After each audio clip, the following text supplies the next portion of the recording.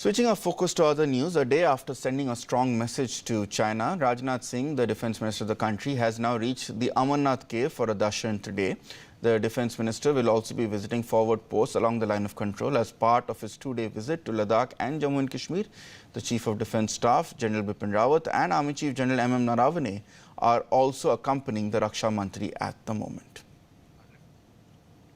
There you see those visuals of the defense minister coming in from one of the holiest shrines of the Hindu faith earlier today from the Amarnath caves.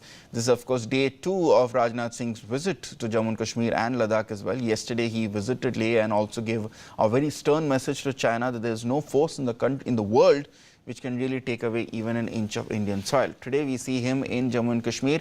He's going to visit forward posts along the LAC. Yesterday he visited the LAC, or at least areas bordering the LAC. Today he's going to be focusing on the LOC. And on that note, let me get in my colleague Shreya Dhondiyal, who's also been tracking Rajnath Singh's visit. Shreya, so it seems LAC was the focus yesterday, LOC is the focus today. In the meanwhile, also Rajnath Singh sending a very important message by also praying at the Amarnath Shrine, giving a sense of reassurance to all the pilgrims who are also making that trek right now.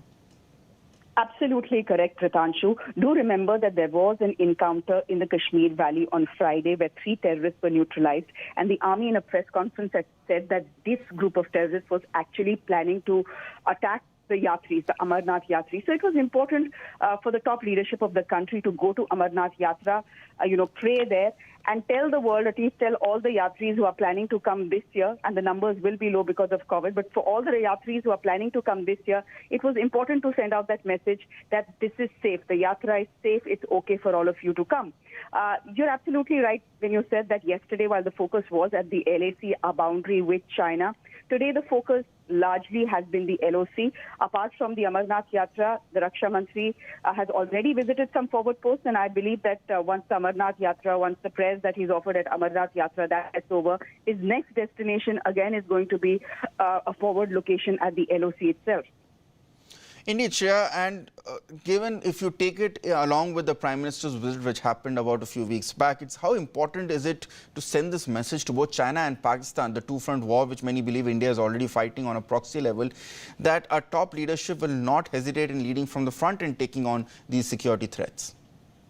Absolutely right. When the top leadership of your country, the Prime Minister on July 3rd and yesterday the Defence Minister go to the LAC, this is where 40,000 of your troops are preparing to stay the winter, because the Chinese honestly are not showing any signs of budging. Yes, the process of de-escalation is currently on, but it's very clear given the movement on the ground that the Chinese are dragging their feet. It's only in Galwan Valley, if you look at things clearly, it's only at Galwan Valley that complete disengagement has taken place, not the other places, not entirely hot springs so far. No, I mean, the Sun Plains they are not even talking about. Pagangso, again, remains problematic. The Chinese have moved back, but only a bit, baby steps, as it were. So yesterday, when the Raksha Mantri was in Ladakh, from there, surrounded by the Ladakhi mountains, under a clear, open blue sky, he's given out a realistic picture of what is happening on the ground. He's saying, look, talks with the Chinese should sort out matters. But till what extent they will sort out matters, I cannot guarantee. And this realism is coming from the fact that, India and China have been on the talking table for the last 1 month, in fact, a little over, 1 month. And things on the ground, progress on the ground has been minimal.